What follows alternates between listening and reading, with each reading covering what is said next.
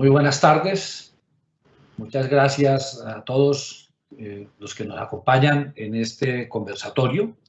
Un saludo especial a la doctora Cristina Pardo, vicepresidenta de la Corte Constitucional, y a todos los magistrados integrantes de la Sala Plena de la Corte, a todos los servidores vinculados a la Corte Constitucional, a los magistrados de las otras cortes, los tribunales, jueces, abogados, estudiantes, en fin, a todos los que nos acompañan en el día de hoy, en este que será el último conversatorio de un ciclo que iniciamos ya hace varios meses con el propósito de precisamente preparar nuestra celebración que haremos en la ciudad de Cúcuta del bicentenario de la Constitución de 1821.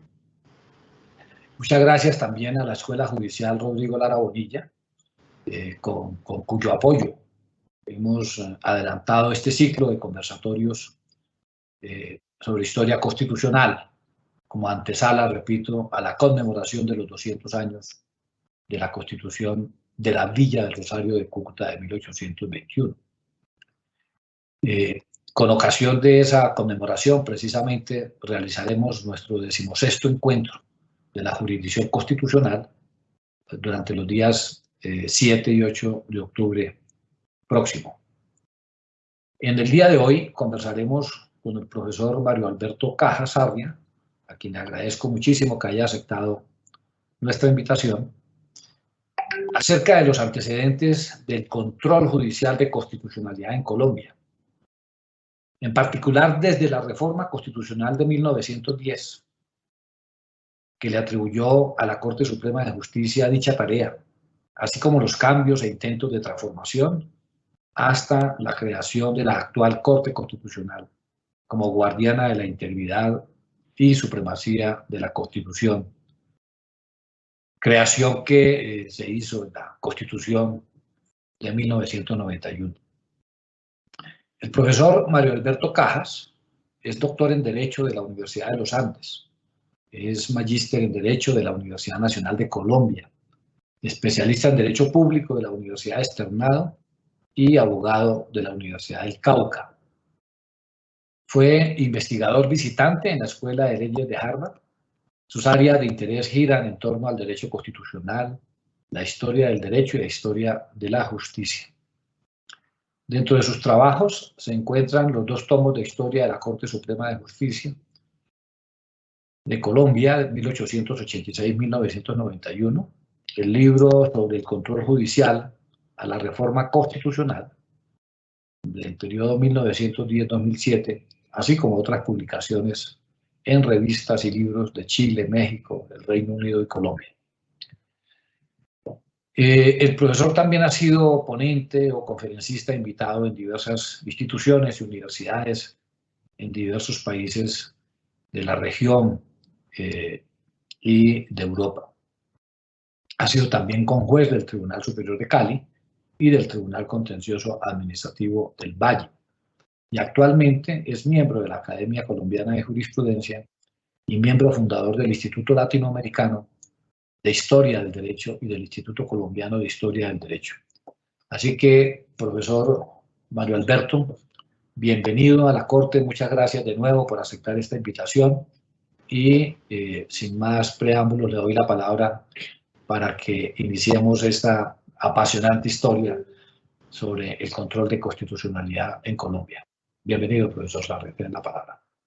Muy buenas tardes, doctor Lizarazo. Muchas gracias a la presidencia de la Corte por esta invitación, a toda la sala plena, por supuesto, magistrados y magistradas de la Corte Constitucional, a la doctora Mabel Londoño, al equipo de la Corte y de la Escuela Judicial Rodrigo Lara Bonilla por esta oportunidad de conversar precisamente sobre esta historia, esta trayectoria de la justicia constitucional colombiana, al menos desde 1910. Celebro además este ciclo de conversatorios y el evento del Bicentenario, y en especial este ciclo de conversatorios sobre historia constitucional, que creo que nos ayudan a comprender de mejor manera esta trayectoria del constitucionalismo colombiano, que es bien extensa, que es muy rica, y que infortunadamente no la conocemos de manera tan amplia, e incluso en el derecho comparado apenas se conocen algunos de los aspectos más importantes de este nuevo tribunal que es la Corte Constitucional, y digo nuevo si lo vemos en esta perspectiva de esta trayectoria larga. Quiero conversar, para utilizar bien el tiempo, de 5 momentos que nos muestran los intentos y las reformas que han ayudado a configurar ese diseño institucional que tenemos hoy de modelo de Corte Constitucional, y mostrar en esos 5 momentos, esos 5 hitos, como actores políticos, pero también académicos, han contribuido a moldear esa Corte, a moldear esa justicia constitucional mejor, por supuesto enfocándonos en el control de constitucionalidad de las leyes, porque pues, es bien sabido que desde mediados del siglo XIX hay una serie de antecedentes, de elementos que nos muestran defensa de la idea de supremacía de la Constitución. Sobre esto pues varios colegas han trabajado el tema y aquí ha habido conversatorios que creo que en alguna manera han tratado esas experiencias constitucionales previas, pero ciertamente el hito de 1910 es central y por eso este conversatorio arranca ahí, en 1910. Desde la Constitución de 1886 había una función de la Corte Suprema de Justicia como máximo tribunal del país, luego va a ser máximo tribunal de casación, máximo tribunal y además tribunal de casación, y ahí había una función de control constitucional que era de la decisión como árbitro entre el legislativo y el ejecutivo con respecto a las objeciones presidenciales. La Corte Suprema tenía que dirimir en el caso en donde se tuviera esa objeción, ese veto presidencial, por decirlo de alguna manera, frente a las leyes aprobadas por el Congreso. Esa era la única función realmente de control constitucional que tenía esa Corte Suprema de Justicia, pero a finales del siglo XIX y comienzos del siglo XX hay una serie de hechos políticos que ayudan a entender por qué en 1910 se crea esa acción pública de inconstitucionalidad. La Guerra de los 1000 días, sin duda, en donde es derrotado el liberalismo y el Partido Conservador, por supuesto, es el ganador de esa contienda política y esa contienda además bélica, que deja al país en la bancarrota económica, además de las pérdidas humanas y el desastre político, incluido pues la pérdida del departamento de Panamá, del departamento de Panamá, la separación de Panamá, y luego el quinquenio de Rafael Reyes, que en últimas termina convirtiéndose en una dictadura. Precisamente en esa coyuntura de 1909, con el desgaste político de Reyes, hay una unión de 2 sectores políticos, un sector conservador y los liberales, principalmente impulsados en parte por antioqueños, que configuran lo que se denominó en su momento la Unión Republicana, y esa Unión Republicana es la que impulsa no solo la reforma constitucional de 1910, sino la incorporación del Acto Legislativo 3 de 1910, que, como bien sabido, por primera vez establece lo que hoy llamamos la acción pública de inconstitucionalidad, que en su momento se llamaba la acción popular, que le entregaba a los ciudadanos la defensa judicial de la Constitución frente a leyes y decretos en ese momento, ante el máximo tribunal del país, que era la Corte Suprema de Justicia. Y este es un hito en materia de justicia constitucional, sin duda, pero hay que entenderlo por el momento político, la coyuntura política, esa coyuntura política crítica potencia esa posibilidad, pero además se plantea que la Corte Suprema debe arbitrar en esas tensiones políticas entre el legislativo y el ejecutivo, entre minorías, mayorías un poco, con esta idea muy fuerte de que hay que defender ese proyecto constitucional de 1910. No es gratuito que precisamente la integración de esa Corte Suprema en esa coyuntura del 10 parta porque la propia Asamblea Constitucional del 10 tiene injerencia en esa designación de esa Corte que se conforma en 1910. Claro, también se determina que el Congreso va a elegir a los magistrados de la Corte Suprema, Cámara y Senado, de ternas del presidente. También una idea de que los 2 órganos del poder participan en la elección del tercero. Ahí hay un diseño institucional muy interesante, entonces, que no solo tiene que ver con la acción pública de inconstitucionalidad. Ese es el elemento político, entonces, en buena medida, la coyuntura, sin duda, doctrinalmente hay en el ambiente ideas de que es necesario tener un juez que defienda la Constitución, un juez que defienda esa supremacía. Digamos, de tiempo atrás se escucha pero finalmente pues esa es la coyuntura de 1910 la que va a potenciar esa invención. Y aquí es importante recordar, el año pasado se están celebrando los 100 años del Tribunal Austríaco, del Tribunal Constitucional Concentrado, que en el derecho comparado es considerado el primero, si no el primero, en inaugurar este control constitucional concentrado de defensa de la Constitución bajo este modelo de defensa constitucional de las leyes. Y ciertamente el año pasado, y lo decíamos en varios espacios académicos, pasó un poco sin mucha difusión, que nosotros en el 2010 estábamos celebrando 100 años de la instalación de la defensa judicial de la Constitución frente a las leyes y decretos en ese momento también, antes de este tribunal austríaco, de manera que esto también nos ayuda a situar el constitucionalismo colombiano y la justicia constitucional colombiana en ese mapa en donde nos muestran el sistema concentrado europeo, el sistema difuso y en donde a veces simplemente se despacha el sistema colombiano como mixto y sin ningún tipo de reflexión historiográfica de las razones por las cuales se creó esa acción. Entonces creo que ese momento es importante. También hay que decirlo, la Corte Suprema en sus primeros años fue temerosa de meterse en esa arena política. Hay unos datos muy interesantes de los informes del presidente de la Corte Suprema, el Congreso, que era dominada por el conservatismo. También hay que decir que ese diseño empieza a hacer aguas porque lo que están pensando los republicanos, los miembros de la Unión Republicana, es que esa participación del Congreso y el Ejecutivo ayuda a que esas tensiones políticas tan fuertes que han ocasionado tantas guerras en el siglo XIX, pues va a amainar esa tensión en la medida en que hay un órgano judicial independiente que bajo la racionalidad del derecho y no de la política va a defender la Constitución.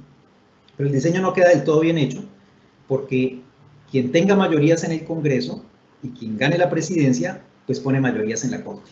Esto va a ser un asunto de debate durante buena parte del siglo XX, incluso es un debate que va a llegar hasta el Frente Nacional. Esta idea de que las altas cortes están politizadas, de que hay una injerencia, de que dependiendo del partido se ganan mayorías en la Corte.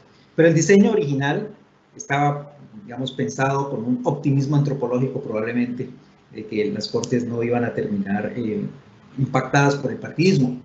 Entonces, en 1910, esa Corte Suprema, que era Tribunal de Casación, principalmente formada por civilistas, recordemos que la Sala de Casación Penal va a crearse un poco después, en 1910 no está creada, es una sala de casación, es un tribunal de casación civil principalmente, y uno puede observar en las primeras sentencias, entre el 10 y el 15, cómo hay una citación recurrente al Código Civil, por ejemplo.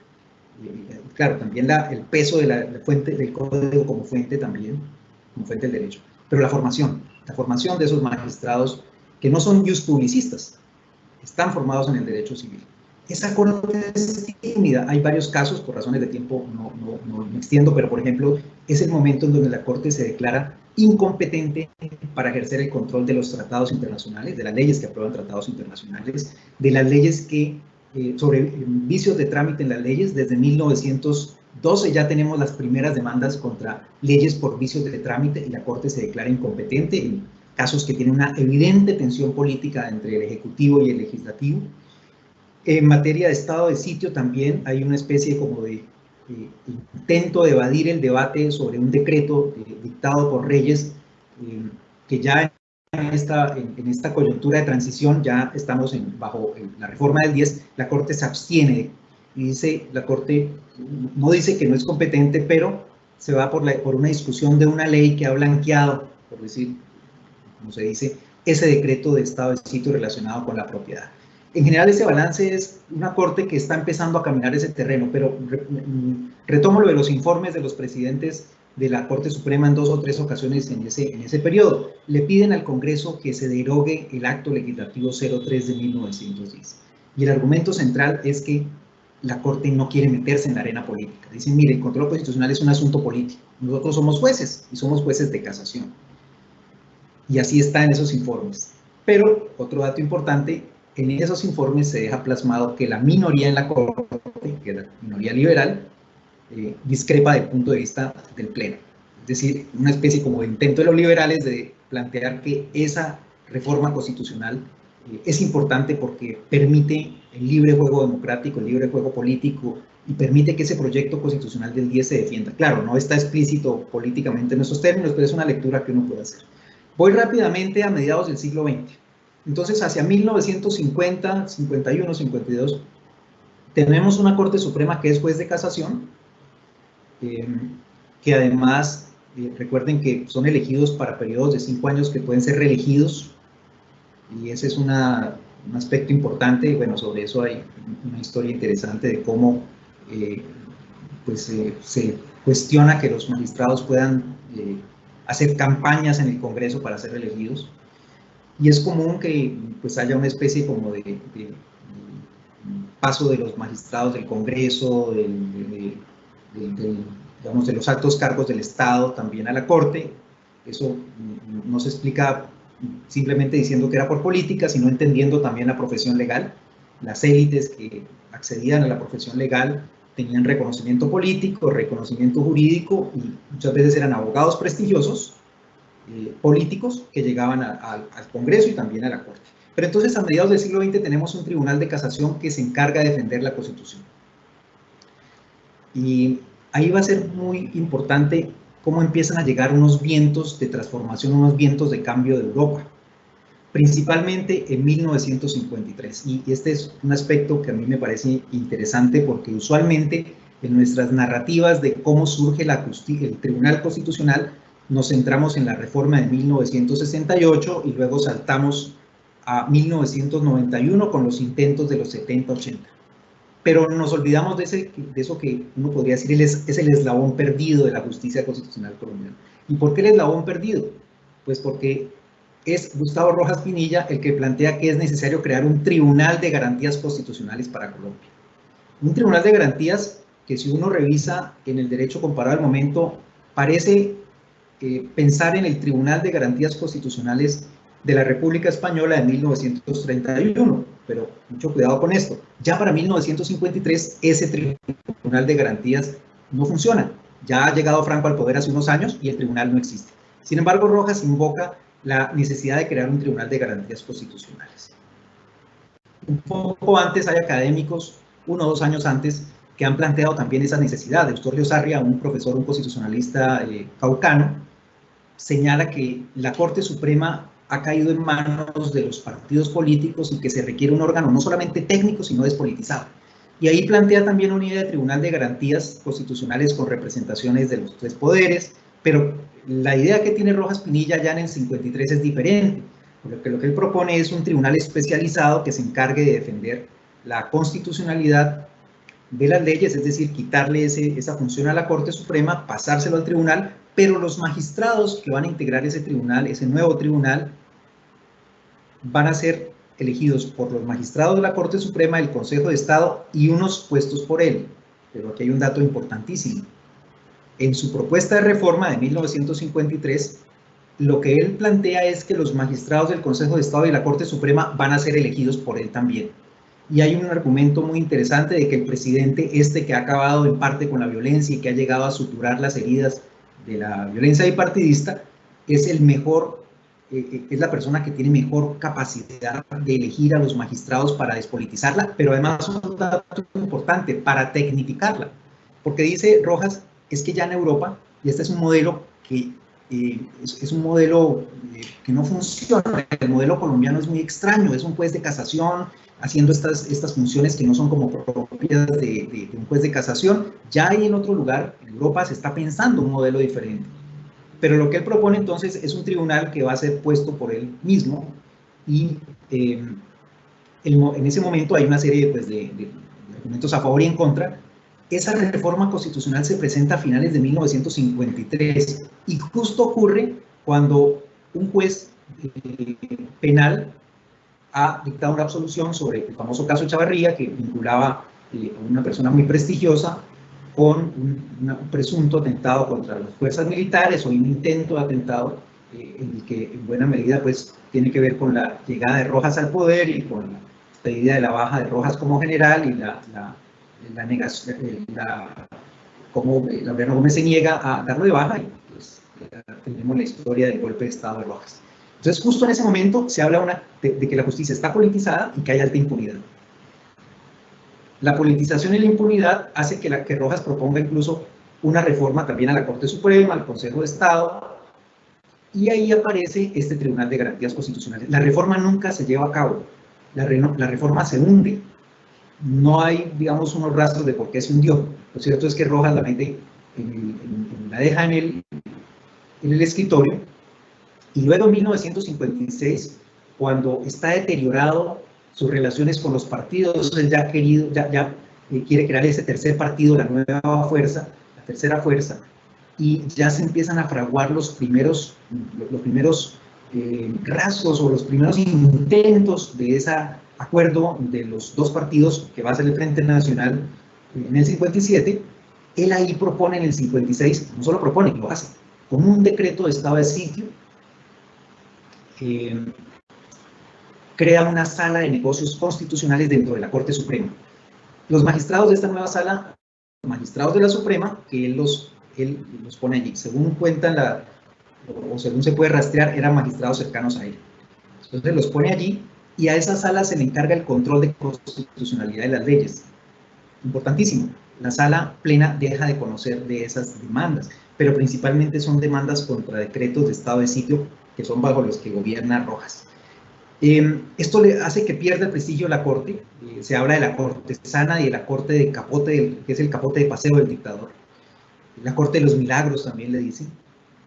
Hay que recordar que en 1953 el intento de reforma produce la renuncia masiva la renuncia de la sala plena de la Corte Suprema, y ahora en el 56 la renuncia de algunos magistrados.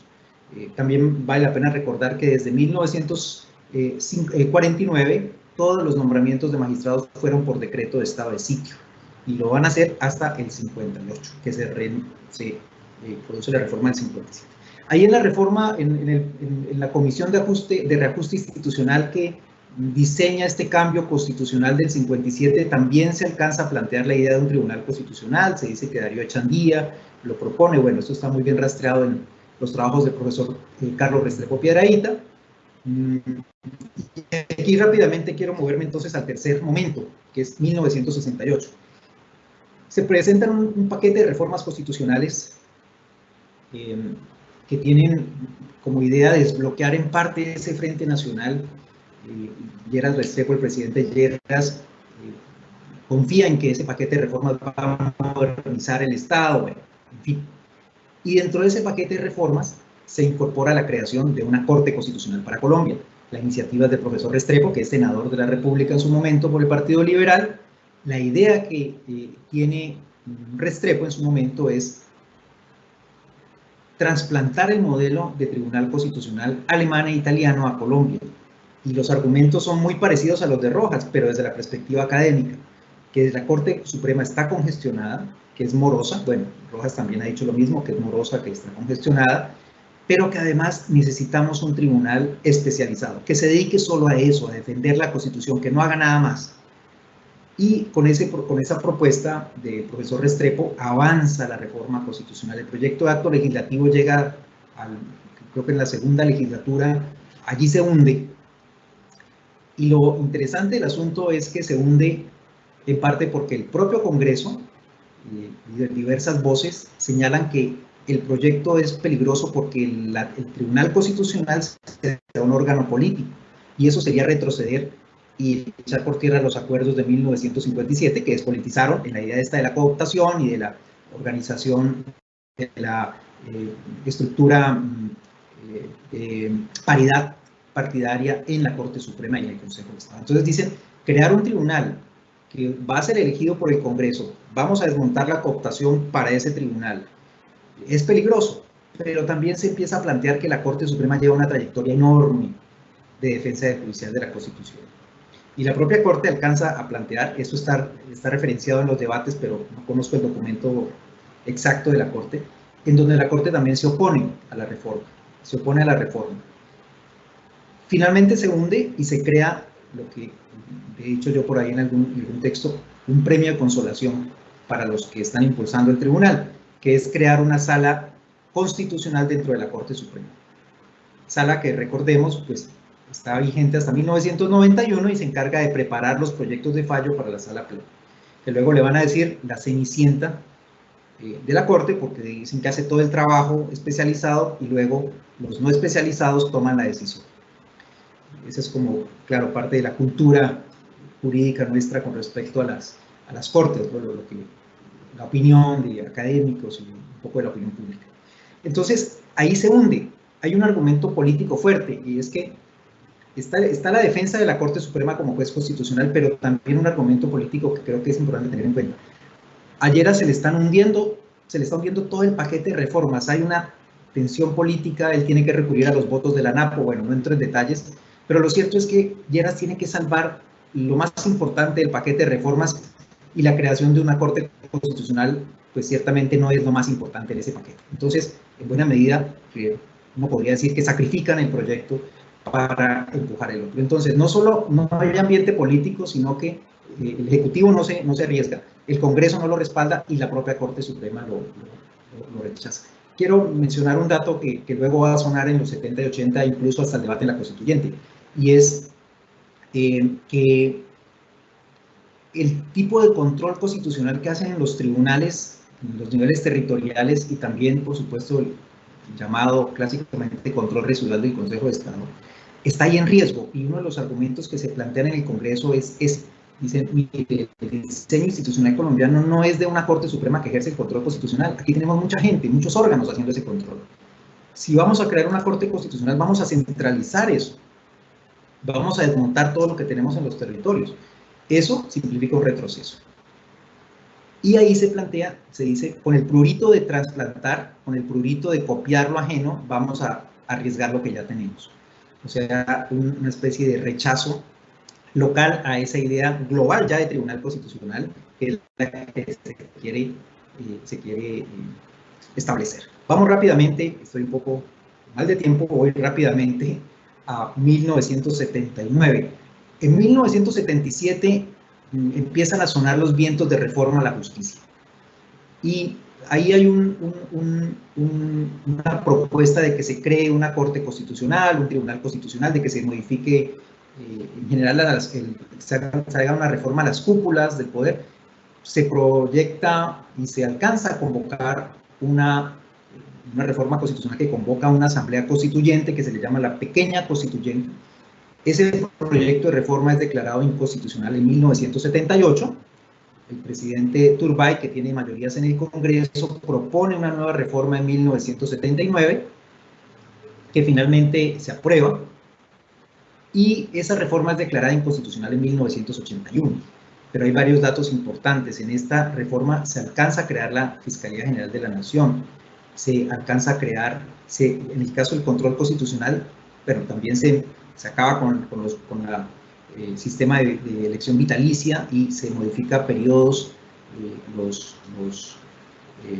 la permanencia en la Corte, y también se establecen, eso es importante, funciones para la Sala Constitucional de la Corte. Uno podría decir que se crea un pequeño tribunal constitucional, porque se establece que esa sala se encargará del control constitucional de las leyes, control definitivo, y se deja a la Sala Plena para los casos de reformas constitucionales y casos de tratados internacionales, que es una discusión que ha venido un poco antes. Lo cierto es que esta reforma se declara inconstitucional y hay magistrados ya no nombrados que les toca entregar sus cargos, porque en virtud de la reforma ya dejan de existir esos cargos de magistrados de la Corte Suprema. Ese es un golpe muy fuerte para el gobierno, pero también para quienes han impulsado la idea de una defensa judicial de la Constitución un poco más especializada. Hay que recordar que ya la Sala Constitucional del 68 está compuesta por publicistas. También hay que mencionar que ya en los 50 y 60 empiezan a llegar y empezamos a tener personas más formadas en derecho público en el país. También hay un cambio generacional allí importante. Llegamos entonces a 1979, como lo decía, y ahí hay un intento de robustecer ese Tribunal Constitucional o de robustecer esa Corte Suprema que ejerce funciones de juez constitucional. Sin duda la Corte Suprema era juez constitucional desde 1910 hasta 1990. El quinto hito, el que es el más conocido, es 1991. Antes hay que decir una serie de fallos de la Corte Suprema, por ejemplo, uno relacionado con una emergencia económica en el 82, este fallo de 1981 que declara inconstitucional la reforma del 79, empieza a generar una percepción en los políticos y en la opinión pública de que es una corte que parece como de espaldas al país, y que es una corte para algunos que no tiene las competencias en derecho público suficientes para entender lo político que hay detrás del control constitucional. Se habla de gobierno de los jueces en los medios. En 1984 hay un evento muy grande que organiza el Externado con participación de expertos, con magistrados de la Corte, etcétera, en donde se debate la conveniencia de crear un tribunal constitucional para Colombia. La Corte Suprema hace una defensa formidable del papel que ha cumplido y muestra datos, por ejemplo, como estos, que no es cierto que la sala constitucional sea esa cenicienta, porque un porcentaje altísimo de sus proyectos finalmente son aprobados por la sala plena. O sea que ese argumento de que solo es un órgano que proyecta no es cierto. Uno de los mayores defensores es el profesor Manuel Gaona Cruz, fallecido en el Holocausto del Palacio, que hace una defensa muy fuerte del control constitucional colombiano. Hay voces de derecho comparado que señalan que Colombia ya debe abandonar ese modelo de 1910 y pasarse al modelo europeo. Y también la academia, Carlos Restrepo, entre otros, plantean que Colombia necesita un tribunal constitucional. Los fallos que se han producido, el fallo del 81, del 82, con una especie de idea de que la Corte es muy activista, parece que alimentan ese deseo de cambio, y ahí hay algunos políticos que se pegan. El ministro de gobierno de la época hace una defensa de la creación de un tribunal constitucional. Estamos hablando de 1984, luego tenemos el episodio de Palacio de Justicia y vamos llegando hacia finales de los 80, hay también una idea de crear un tribunal constitucional, una corte constitucional en el 88, 89 como iniciativa, y finalmente en 1991, como es sabido, contrario a lo que muchos podrían creer, no es la Asamblea Constituyente la que propone crear una corte constitucional, sino el gobierno. Es un proyecto del gobierno nacional, y de hecho, si uno revisa los debates, hay una defensa de la Corte Suprema de Justicia, una defensa férrea del control constitucional que ha ejercido durante ya 8 décadas en ese momento. Y hay un discurso magnífico del presidente de la Corte Suprema que señala que la creación de la Corte Constitucional politizaría la justicia colombiana. Es digamos, es un invento de traer elementos del derecho comparado sin conocer la trayectoria colombiana, y que sería un golpe para la institucionalidad. Creo que es un testimonio importante de las posturas institucionales. Recordemos que finalmente la Asamblea Constituyente, por una votación importante, crea la Corte Constitucional, le pone fin al control de la constitucional de la Corte, pero mantiene un diseño institucional que esto también es interesante. No es el mismo europeo, porque no tenemos el modelo de tribunal constitucional único, tenemos las funciones del Consejo de Estado, las competencias del Consejo de Estado y las competencias bien conocidas de los tribunales, de manera que tenemos este sistema mixto, pero no simplemente un sistema mixto con historia, con trayectoria. De manera que en esta reconstrucción rápida que he querido hacer, podemos ver esos 5 momentos, desde cuando se establece la acción pública hasta cuando la Corte Suprema deja de ser juez constitucional. En esos 5 momentos podemos ver cómo la política, los políticos, la academia, se articula para crear ese diseño institucional. Una mención final a lo del 91, el proceso del 91. En buena medida se plantea que el gobierno Gaviria termina seducido o persuadido de impulsar la creación de la Corte Constitucional con un argumento que uno podría resumir así. Para una constitución nueva se requiere un órgano nuevo de defensa de este proyecto, y la Corte Suprema no parece llenar las expectativas de lo que se quiere. Algo que es curioso, porque es precisamente la Corte Suprema la que en 1990, con 2 fallos, le ha dado la apertura o ha abierto la puerta para el proceso constituyente, al menos en lo jurídico, para el proceso constituyente del 91. No hay esa confianza de que esa Corte va a renovar. Y lo otro es que también, pues por supuesto, se plantea que este es un tribunal que va a defender derechos humanos, que es un asunto distinto a la defensa de la Constitución con respecto a las leyes. Finalmente, triunfa el modelo de Corte Constitucional, y bueno, lo demás de esta historia, también muy rica, es 1991-2021, en esta Corte Constitucional, que es un punto importantísimo en una línea bastante extensa que he querido mencionarles rápidamente. También los intentos de trasplante. Creo que para para el derecho comparado es muy rica esta historia, nos ayuda a entender cómo tenemos un desarrollo local, un producto local que luego intenta incorporar transformaciones de tendencias globales como la del Tribunal Constitucional, pero en últimas en el 91, estoy olvidando esto, uno de los argumentos que vuelve en el 91 es que un Tribunal Constitucional sería incapaz de tramitar todo lo que ocurre en el país, que se congestionaría, que no tenía, o sea, esos argumentos también están en los 60, es un temor muy grande a desmontar todos los poderes constitucionales que tiene la justicia contenciosa, la justicia administrativa en el país. Hay unos argumentos bien interesantes. Cerraría para la conversación, doctor Lizarazo, mencionando la importancia de tomarse en serio la historia institucional, sobre todo cuando hablamos de reformas. Yo digo esto con alguna frecuencia, la historia es una forma de hacer prospectiva.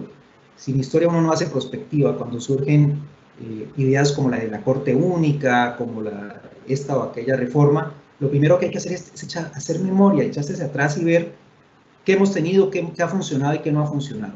Sin memoria institucional, entonces, estamos sin la capacidad de tomar decisiones.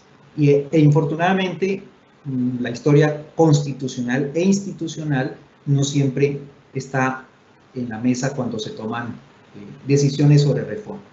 Muchas gracias. Mario, muchísimas gracias a usted. Muy interesante este repaso histórico del control de constitucionalidad. A mí me surge una primera pregunta, y seguramente a muchos de los que lo estamos oyendo, y es que, como usted muy bien lo señala, 1910 es un hito, porque surge por primera vez la acción de inconstitucionalidad en nuestro ordenamiento constitucional. Y para esa época, pues no existía, como usted muy bien lo ha puesto de presente, el tribunal, el modelo de control concentrado, el modelo austriaco. ¿Cuáles son realmente las influencias? ¿De dónde surge la idea de esa acción de inconstitucionalidad, que es además pública, ciudadana, que nos pone como en una situación muy particular en relación con el control de constitucionalidad en otros países? ¿De dónde surge esa idea? ¿Realmente de dónde la tomamos? ¿O es original? ¿Cómo se construye esa idea? Es un aspecto bien curioso, y aquí aprovecho también un poco para hablar de la tutela. Yo tengo la percepción de que con la acción pública pasó como con la tutela. Cuando la crearon, nadie pensaba en los efectos.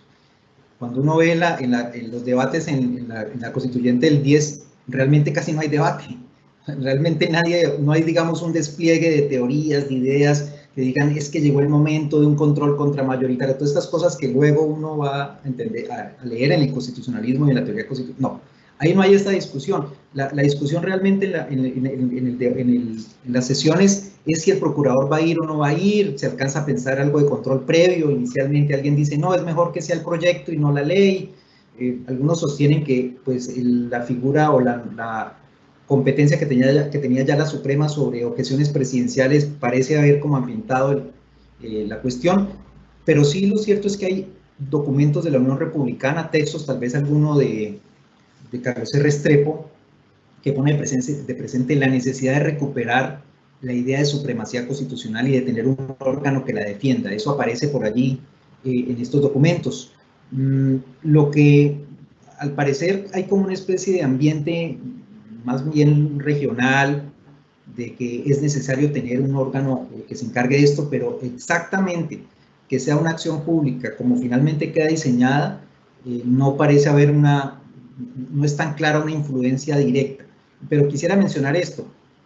Siempre pues, se dice que así fue, Nicolás Esguerra es el constituyente que la incorpora, pero también hay un cerebro jurídico detrás de esa idea y es Eduardo Rodríguez Piñeres, que es un jurista muy notable, muy influyente en la época. Él también es parte de quienes diseñan esa acción pública de inconstitucionalidad.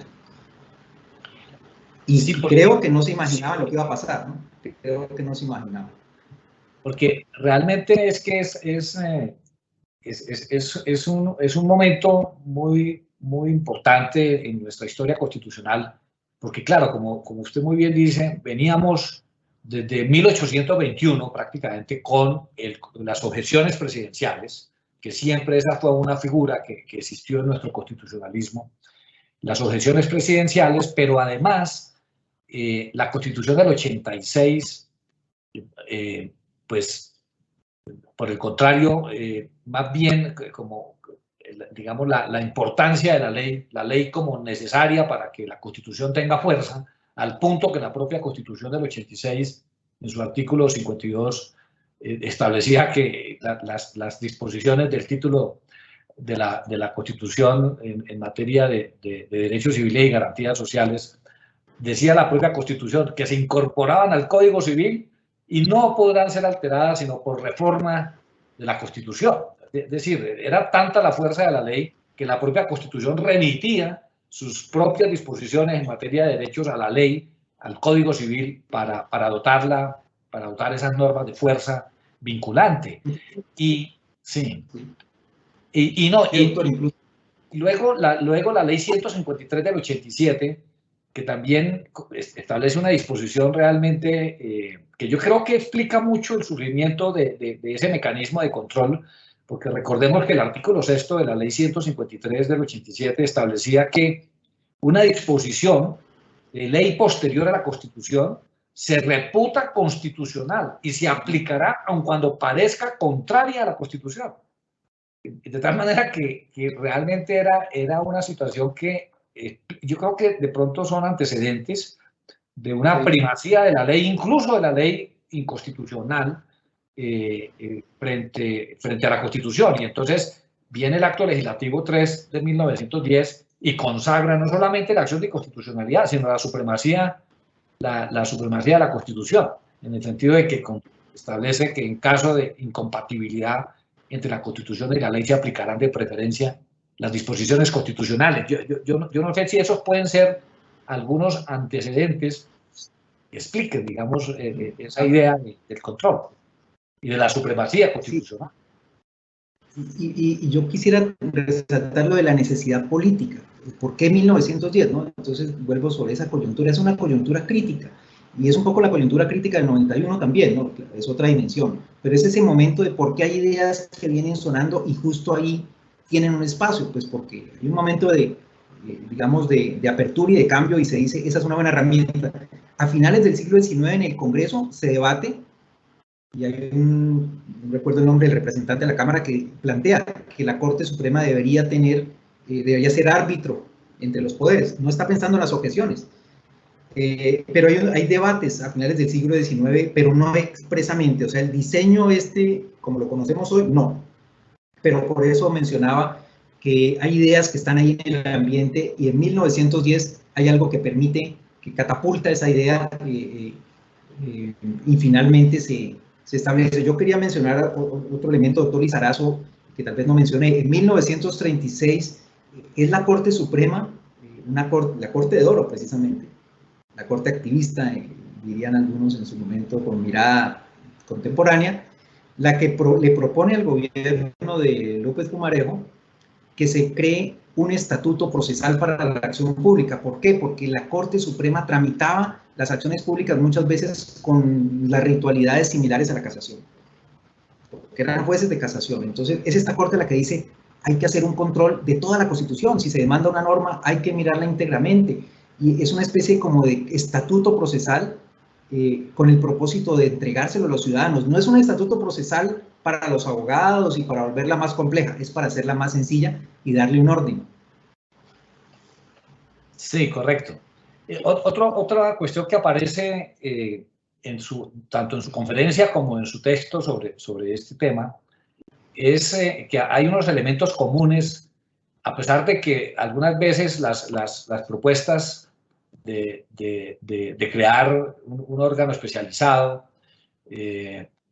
que ya provinieran de la academia o de la política, hay como unos elementos comunes. La necesidad de tecnificar el control, de que estén vinculados jueces especializados en la materia, en fin, la idea también de que puede haber una gran congestión en los jueces encargados de la tarea.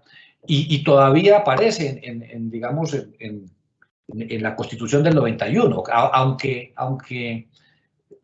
ahí hay como un cambio importante, porque fíjese que la Constitución del 91 pretende más bien que la Corte esté integrada por profesionales de distintas disciplinas jurídicas, que tengan, digamos, como un conocimiento más universal del derecho, no tanto especializados en derecho público, pero mantiene en todo caso también, y es común a lo largo de la historia, como siempre un origen mixto en la conformación de esos órganos, pero siempre con intervención del poder político. ¿Cómo aprecia usted realmente eso y cómo ve que eso digamos, se ha concretado a partir del 91 y realmente si tiene un balance sobre esa composición y el desempeño de la Corte en relación con el control que existía antes del 91? Es curioso porque, digamos que en la época en que tuvo origen político la Corte Suprema, es decir, entre 1886 y 1905, es el presidente el que designa y el Senado aprueba, un poco parecido al modelo estadounidense. Luego, entre 1905 y 1910, ya Reyes dice, los magistrados van a ser de periodo, ya acaba con la magistratura vitalicia, y luego entre el 10 y el 57 en general tenemos una disputa entre los partidos. El que tiene el Ejecutivo y el que tiene mayorías en el Congreso, pues pone mayorías en la Corte, aunque tienen que respetar la regla de minorías desde la época de Reyes. Siempre hay una representación. Pero en 1957, esta idea de la integración paritaria de la Corte, liberales y conservadores, y la cooptación, da la impresión de que sí contribuye a una independencia de la rama, al menos de las altas cortes. Esto digamos, en el trabajo de la historia de la Corte hago un análisis un poco más detallado de mostrar cómo se empieza a crear una especie de cuerpo autónomo que uno podría equipararlo a las fuerzas militares, más o menos. Podría ser algún tipo es decir, una especie de corporaciones ajenas a la política, en la medida en que la política ya no es un asunto de disputa para llegar a la Corte. Igual están representados los partidos. Pero en 1991 ese modelo pues ya no es viable, porque se busca ya un desmonte definitivo de ese es un rezago del Frente Nacional. Y ahí, por ejemplo, se retoman aspectos como lo de los periodos de 8 años, esta idea de que no coincidan los gobiernos, que un solo gobierno no tenga la capacidad de designar tantos magistrados, eso es lo que está detrás de eso. Es decir, que un presidente solamente pueda alternar 1 o 2 y que no le toquen tantos. Y la idea de que el Congreso participe. En ese momento, esa preocupación del 91 parece ser la misma de los periodos previos, al menos del 68 al 79, de que si esto queda en manos de los políticos, ese nuevo tribunal se va a politizar. Pero creo que el balance a partir del 91 en general es positivo en esa conformación que le da legitimidad también a la Corte con ese origen diverso, pero también creo que el diseño es valioso en la medida en que no garantiza es decir, en que obliga a una participación tanto del Senado de la República, que es el que finalmente elige, pero a las 2 cortes, a la Suprema y al Consejo de Estado, y deja estas 3 sillas de la rama ejecutiva. Es decir, creo que hay un diseño que no permite que permee un solo poder, que no haya una hegemonía en el que se pueda tomar el control de la Corte o que haya una mayor incidencia de un órgano sobre otro. De todos modos, es un sistema que no se parece, si nos damos cuenta, no se parece a nada que tuvimos antes. No es el modelo simple de las ternas que el presidente postura y el Congreso elige. Esa parte la dejaron ahí como una partecita que queda ahí, que es lo que cuando el presidente postula, ese modelo es como el del 10 más o menos, ¿cierto? Pero dejaron el de la Corte Suprema del Consejo de Estado, que ese no estaba. Aunque estaba por ahí en algunas ideas de Rojas y está por allí como que las cortes tengan sus sillas o sus ternas para que el Senado escoja.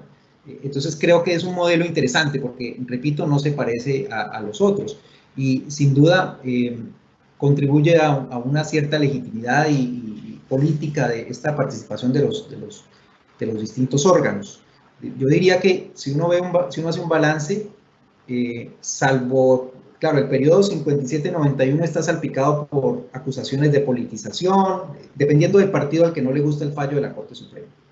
Y uno también podría mirar que contemporáneamente, usualmente, pues, se lanzan acusaciones contra un tribunal, principalmente cuando no hay acuerdo, cuando no se está de acuerdo con el fallo, pero eso es como un problema de todos los tribunales constitucionales que tienen que lidiar con ese tipo de ambientes complejos. Pero creo que el modelo es una ganancia en términos de esa participación de distintos órganos en la conformación general. La reelección sin duda sí alteró, la reelección presidencial alteró los tiempos, modificó, dio más posibilidades a ciertos presidentes de postular ternas, pero también pasa con las renuncias que ocurren antes de terminar el periodo.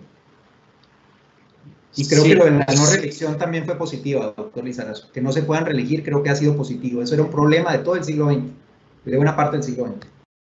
Claro, porque obligaba o sometía a los magistrados a ir a buscar el apoyo y obviamente a portarse bien en el control, porque si no perdía el apoyo. Hay otra cuestión que de algunas preguntas que me están enviando de quienes nos oyen, y a partir de ahí construyo esta pregunta. Desde el acto legislativo 3 del 10 se establece la intervención del procurador en los procesos de control de constitucionalidad. Y aún hoy esa figura existe de la intervención del procurador. Y por otra parte, el diseño actual pues es participativo, garantiza que todos los ciudadanos puedan intervenir en el proceso,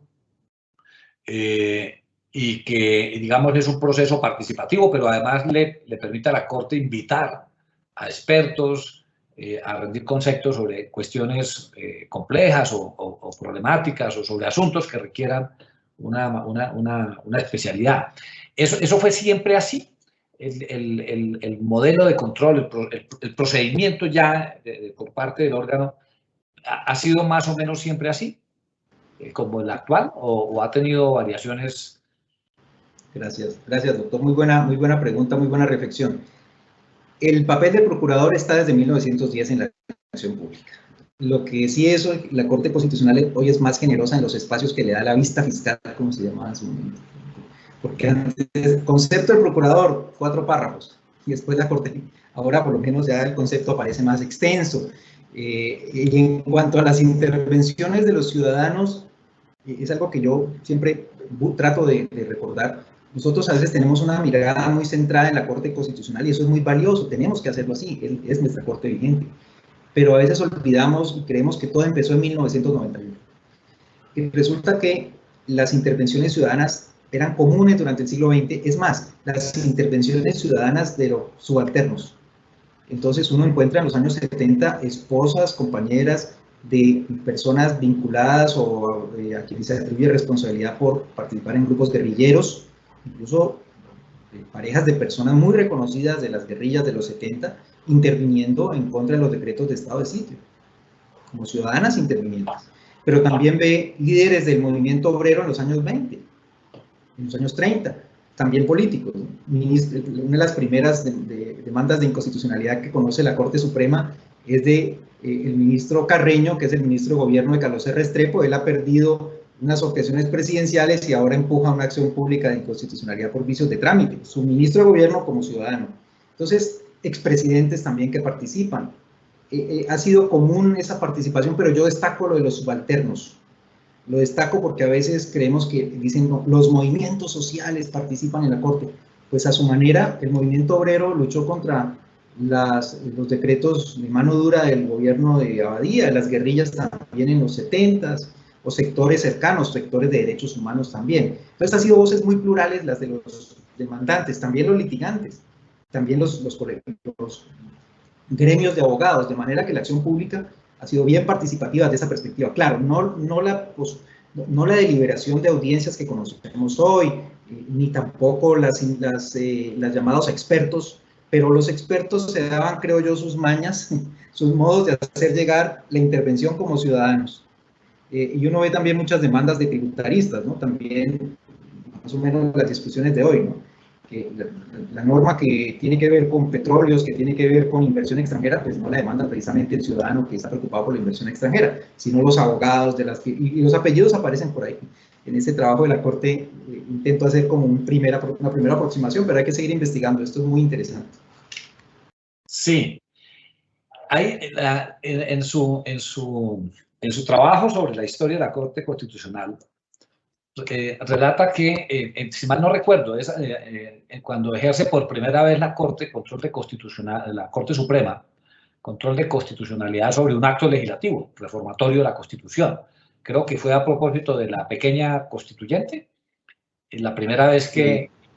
Y curiosamente, la Constitución en esa época expresamente le daba competencia a la Corte solo sobre leyes.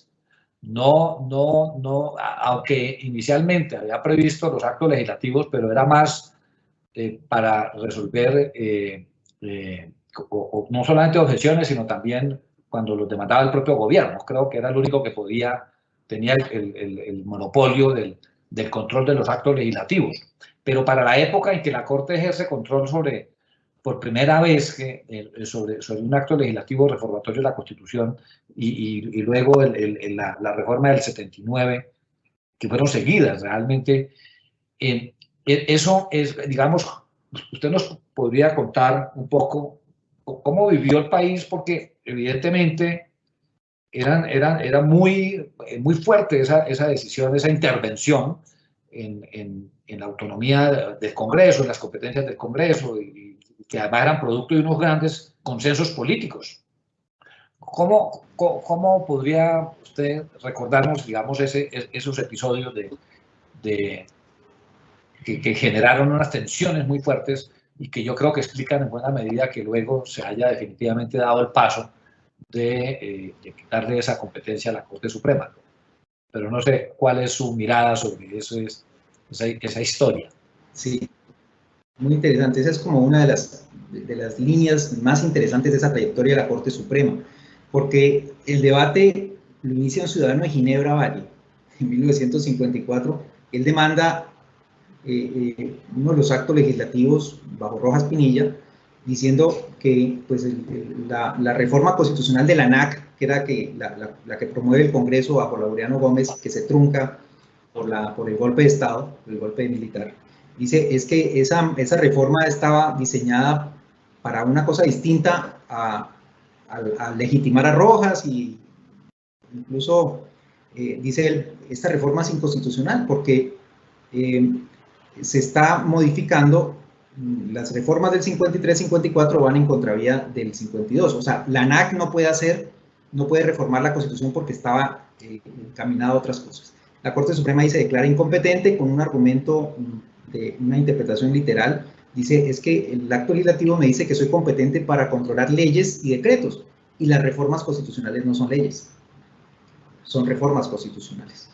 Un poco antes ha habido un debate sobre esta idea de acto legislativo, porque parece que es un problema más bien de cómo quedó escrito la idea de acto legislativo, porque realmente la Corte dice que no tiene competencia, que acto legislativo realmente estamos hablando es de leyes, pero que no hay ningún tipo es decir, la discusión sobre si es competente para la Corte no es competente.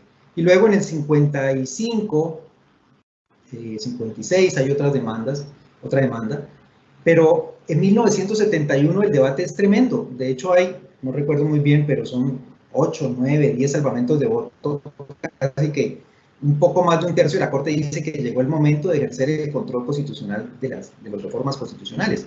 Y es justo en un momento en donde se está discutiendo una reforma constitucional que ha sido producto de unos consensos tremendos, que es la del 68 que mencionaba antes. Pero la Corte allí se declara incompetente. Hay un vicio de trámite, un vicio de procedimiento que cuando uno lo ve, cuando uno revisa, pues uno dice, sí, realmente hay un vicio de procedimiento. Da la impresión de que la Corte no se quiere meter, no quiere tocar esa reforma que fue hecha así con pinzas.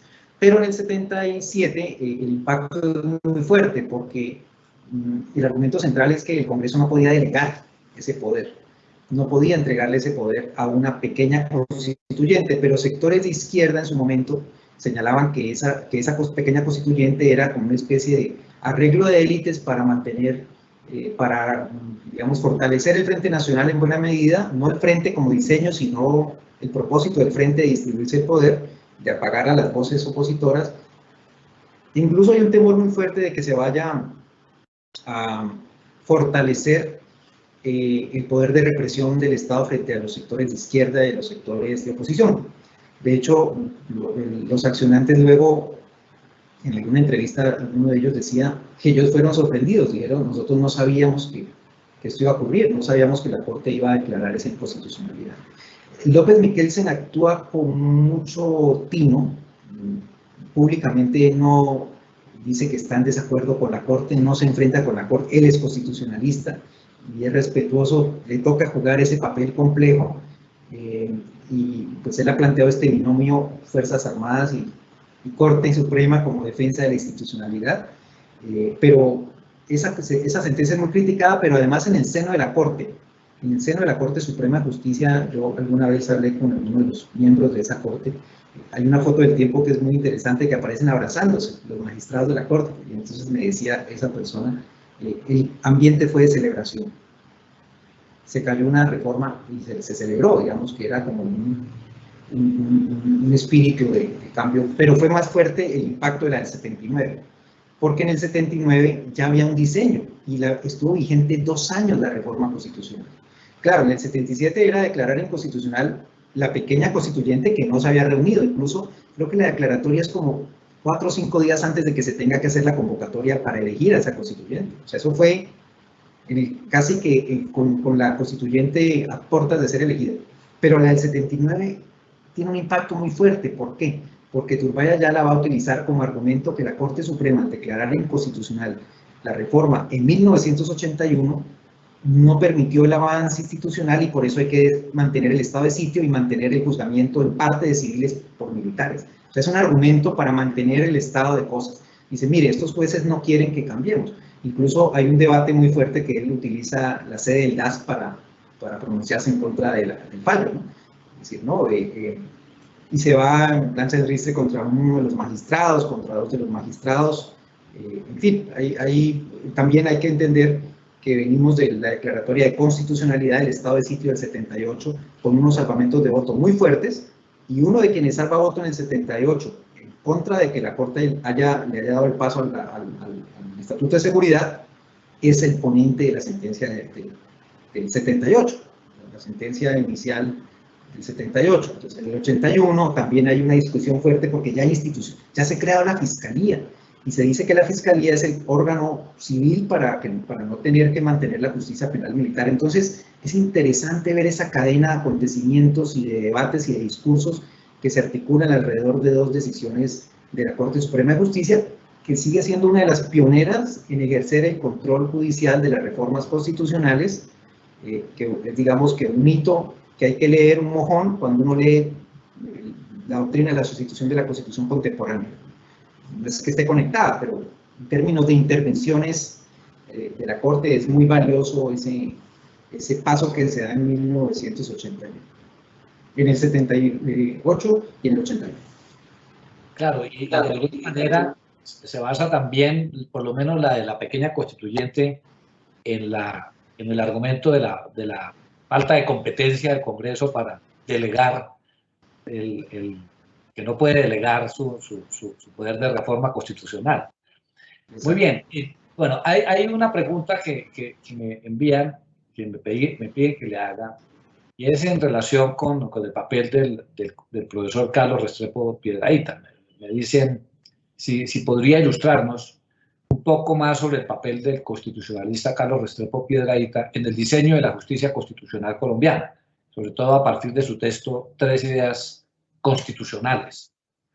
Sí, no, yo creo que el profesor Restrepo es interesante porque no solamente escribe en favor de crear un tribunal constitucional, sino que además, pues como político incide. Cuando es senador de la República, muy cercano a Lleras, y de hecho él por ahí se queja, dice, es que fui embajador, creo que es la cosa, y por no estar pendiente del proyecto se hundió, más o menos. Por ahí en alguna nota a pie de página lo menciona, creo que es en 3 ideas o en, no me acuerdo en cuál de estos. Pero ciertamente la gran influencia, si uno quiere pensar el debate entre 1968 y 1991, el principal autor, el principal académico que insiste en la creación de la acción de la Corte Constitucional es Carlos Restrepo Piedrahíta. Pero hay una idea muy fuerte, él tiene el pensamiento de que esa Corte va a representar el cambio y a crear un verdadero Estado constitucional. En unas entrevistas que da en 1968, 67, y él está feliz a finalizar el 67. Incluso hay una entrevista muy significativa que dice: la Corte Constitucional es la niña de mis ojos en esa reforma, dice él. Le dice al tiempo y le explica por qué. Dice, es que llegó el momento de que un órgano se encargue incluso de arbitrar sobre los tratados internacionales, que le pongamos un orden. Hay una idea muy fuerte de que hay que ordenar esto, porque la Corte Suprema también hay quejas de que da bandazos, también por otras razones, y es que la Corte no tiene términos para decidir esas demandas de inconstitucionalidad. Hay una que es un clásico, que se demora 20 años en declararse inconstitucional, o sea, dura 20 años en la Corte Suprema. Entonces en el 68 hay como una especie también de, no solamente se crea la sala constitucional, sino que se fijan algunas reglas sobre las, digamos, un poco creando términos para que la Corte opere, etc. Pero sin duda Restrepo Piedrahíta es el gran inspirado en Europa. Hay que decirlo, sin duda sus lecturas, su conocimiento del Tribunal Constitucional Europeo, alemán e italiano es lo que él tiene en mente, y de hecho lo dice explícito en las notas de prensa de la época.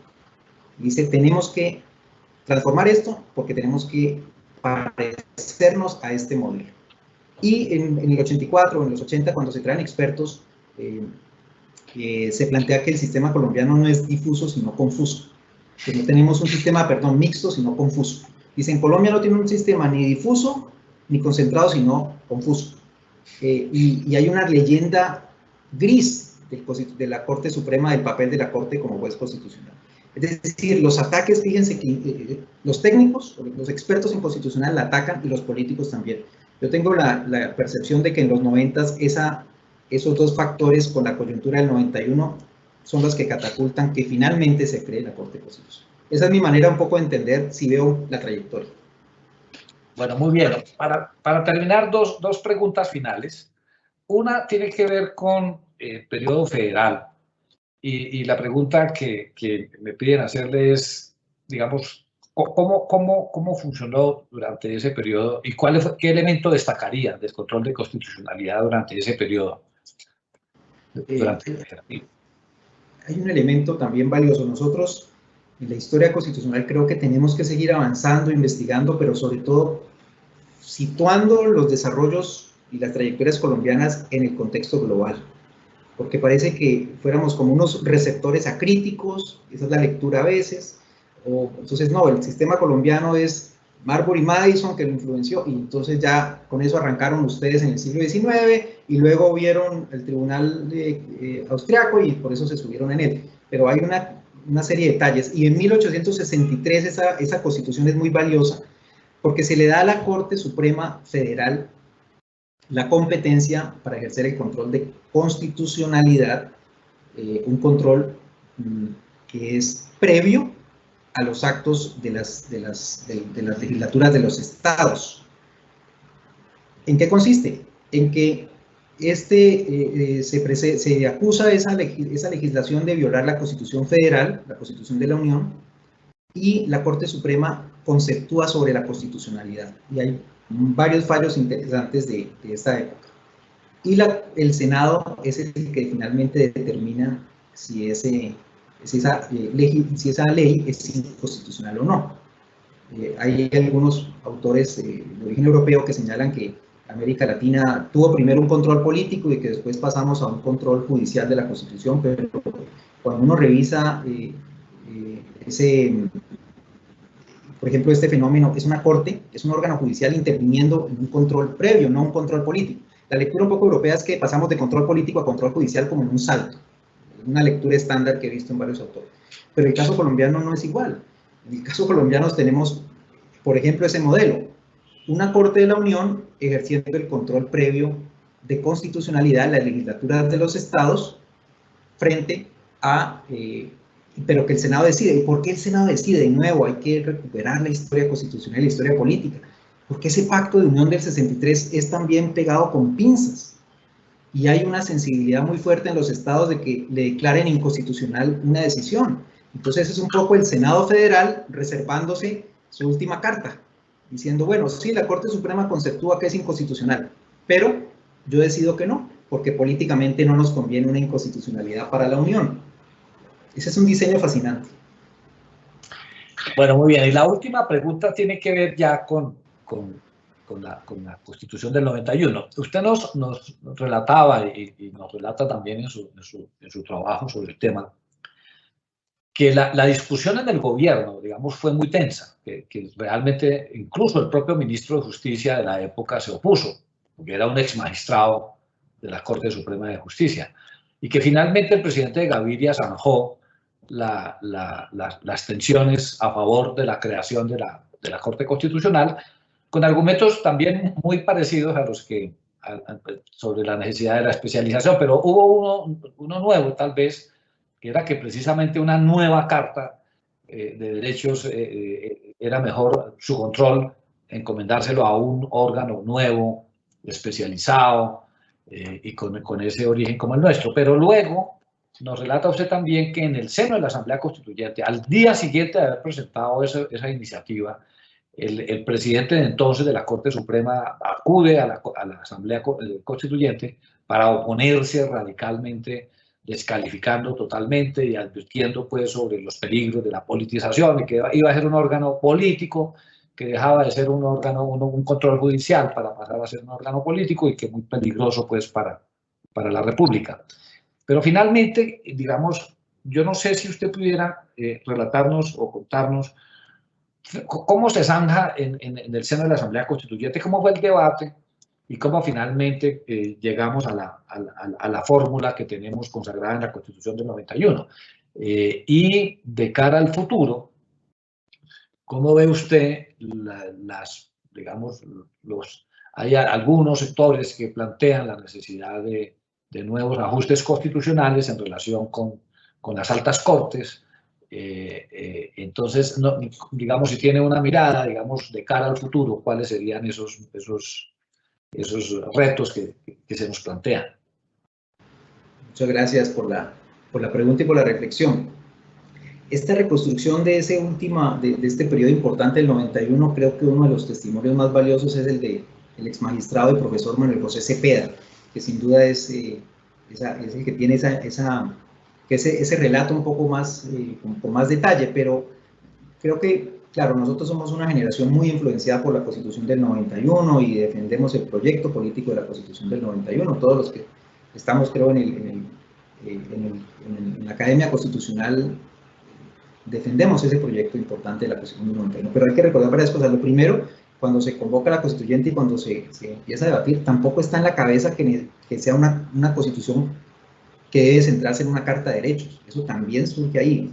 Si uno revisa 88, 89, 90, era más un problema de diseño institucional y el gran, que había que derrumbar el estado de sitio, modificar la justicia, el Congreso, etc. Pero no hay una idea de que necesitamos una nueva Carta de Derechos. Eso surge ya en el ambiente del 91 y creo que eso es importante tenerlo en cuenta. Como también surge la idea de tener un tribunal que defienda a esa nueva Carta. Es decir, cuando se empiezan los debates de la Asamblea no es tan claro que va a ser una nueva Carta ni nada de estas cosas. De hecho, el segundo fallo de la Corte Suprema que dice que la Asamblea es soberana es el que abre el camino para que se piense que eso puede ser una carta nueva. A veces uno romantiza los periodos y como que se olvida de esos detallitos. Entonces, en esos debates, el ministro de Justicia que se opone a la idea tiene una idea de que realmente es un trasplante extraño, que no cuadra con la historia colombiana. Fíjense, en 1910 la Corte dice, no me den el control constitucional, un poco lo que yo les mencionaba, y en el 91 no me lo quiten, ¿no? Ya aprendí lo que es el control constitucional, no me lo quiten. Es como un brazo que termina amputado, y algunos dicen, bueno, eso podría explicar también los primeros, entre comillas, choque de trenes, como un nombre periodístico, cuando la Corte Suprema empieza a conocer de las tutelas y se presenta en ese periodo 92, es una especie como de control truncado. Bueno, eso es bien interesante para hacer el mapa después. Pero a mí me llama la atención también la postura del Consejo de Estado en la época, que es uno diría, bueno, el Consejo también va a defender el control, dice, no, como eso no es conmigo, ¿no? Ahí está, creo que es la presidenta del Consejo de Estado en la época del testimonio, dice, no, uno diría, bueno, el Consejo de Estado también va a defender el control residual.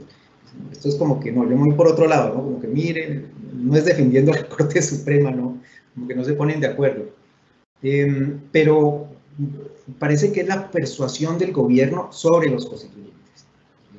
Pasa apretadito en comisión y en la plenaria pues, la votación sí es importante en favor, pero da la impresión, por lo que uno puede ver, es que finalmente la creación de la Corte no es, como que no genera un mayor estruendo político. Yo ahí tengo como una intuición, y es que sectores políticos de pronto están diciendo que bueno, vamos a tener ahora sí un órgano que vamos a elegir. Ya no vamos a tener que lidiar con esto de la cooptación, porque eso es un dato importante. El Congreso se resiste, desde 1957 el Congreso intenta volver al sistema de elección por todos los medios. O sea, siempre en cada reforma sale como esta idea de, bueno, y estos magistrados como intocables por allá, que se han salido de la política, hay que volverlos a traer. Entonces yo creo que ahí hay como algo de eso, de que los políticos dicen, bueno, no está malo la cosa de este diseño. Los defensores de derechos humanos están diciendo que, bueno, este tribunal probablemente no generaba el ruido suficiente y es el gobierno Gaviria, según lo que yo he podido ver, el que termina persuadiendo. Pero si uno ve los debates, no hay un argumento, o sea, los argumentos para mantener el control constitucional son evidentes en favor de la Corte, o sea, son muy fuertes en favor de la Corte Suprema. No está esta idea de que hay que renovar la interpretación, no está ahí. Y que están en el viejo derecho, no está tan claro, eso no está tan claro en esos debates. Parece que es entonces que no fue tan importante, que en últimas a quienes les convenía votar, estaban interesados por supuesto en que quedara así, y a quienes los afectaba no los afectaba del todo. Se queda un poquito la Corte Suprema sola, ¿no? Recordemos que allá hubo voces académicas, recordemos a López, que no había como un acuerdo claro sobre si esa Corte debería quedar allí. Bueno, no recuerdo muy bien los que debatían en su momento, pero lo cierto es que la Corte, y yo quiero cerrar con esto, yo terminé esa historiografía ahí, pero le hice un seguimiento como al 91, 92, y es muy interesante ver cómo hubo candidatos a la Corte Constitucional que se negaron, o que no se sonaban, el presidente los invitaba y decían que no. O sea, hubo gente que no quiso llegar a la Corte Constitucional. Alguien por ahí decía que era muy difícil llegar a una Corte que empezaba con esa trayectoria de la Corte Suprema. Bueno, y ya la historia del inicio de la Corte, pues ya lo han contado los primeros magistrados, ¿no? Como no tenían una sede, no había biblioteca, que es un poco una historia muy parecida a la de los inicios de la Corte Suprema en el siglo XIX, y era lo complejo de tener un órgano nuevo que tenía que ganarse un espacio, una legitimidad, incluso tal vez algunos pensando en qué tanto iba a durar ese órgano, ¿no? Arriesgarse con un proyecto. Yo recuerdo un ex candidato presidencial muy reputado en la época, que le ofrecieron, y en la prensa dice, los medios dicen no, total, dijo, no aceptó la postulación para la Corte Constitucional. Yo decía, pero en el 2021 sería exótico que alguien dijera, no, mejor me quedo acá, ¿no? Entonces uno también, es probable que esa dificultad de pensar en que ese órgano iba a ser tan importante, tan determinante, pues ayudó a que el debate también pasara así como con esa. De hecho, uno revisa la prensa y que yo recuerde no hay un despliegue grande de eso, salvo como lo de la cuestión esta de que la Corte está en desacuerdo, y digamos, no es un logro en ese momento. Lo que yo puedo ver es que en el 91 nadie estaba, o no había una percepción de que esa era una gran conquista de desarrollo institucional, de diseño institucional. Es un poco la percepción. Creo que ya del 92 para allá ya es otra cosa. No hay una foto abrazándose los constituyentes por haber aprobado la creación de la Corte. Y mire, doctor, que uno de los que más se opone a la creación es el antiguo magistrado Velasco, que ha sido el ponente de la sentencia del 78 de reforma constitucional, que luego es constituyente por la Alianza Democrática del M19. Él se opone, dice, como ex magistrado, y hay unos argumentos impecables, digamos, la Corte lo ha hecho bien, y ¿por qué habría que crear un nuevo órgano? ¿Por qué es muy importante la idea de tradición y renovación? Sí, bueno, muy bien. Muchas gracias, profesor Mario Alberto. Ha sido realmente una conversación muy agradable, nos ha ilustrado muchísimo sobre esta historia tan apasionante del control de constitucionalidad. Hemos concluido este ciclo de conversatorios de cara a la conmemoración del bicentenario de la Constitución de 1821. Y además también en el marco de la conmemoración de los 30 años precisamente de esa Constitución y próximamente los 30 años de la Corte Constitucional.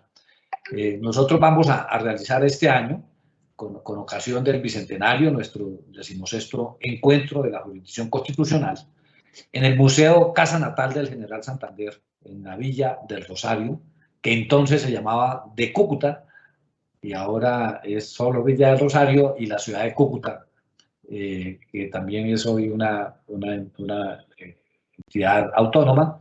Vamos a reunirnos durante los días 6, vamos a celebrar una sesión formal de la sala plena de la Corte allá en la Villa Histórica, y durante los días 7 y 8 de octubre vamos a realizar nuestro encuentro de la jurisdicción. Está usted muy cordialmente invitado, doctor Mario Alberto, y todos, o por supuesto, dadas las circunstancias de la época, pues va a ser un encuentro semipresencial, obviamente con todas las medidas que tenemos que adoptar.